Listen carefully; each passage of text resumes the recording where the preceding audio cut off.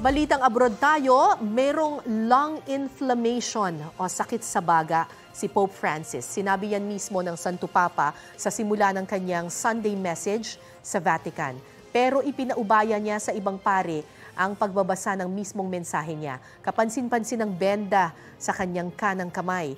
Noong Sabado, bumisita sa ospital ang Santo Papa para sa follow-up check-up sa trangkaso niya kamakailan. Kinumpirma sa mismong Sunday message ang kagustuhan ni Pope Francis na magtungo sa Dubai sa Biyernes para sa United Nations Climate Change Conference. Mga kapuso, para sa mga maiinit na balita, mag-subscribe sa GMA Integrated News sa YouTube. Sa mga kapuso abroad, subaybayan niyo po kami sa GMA Pinoy TV at sa www.gmanews.tv.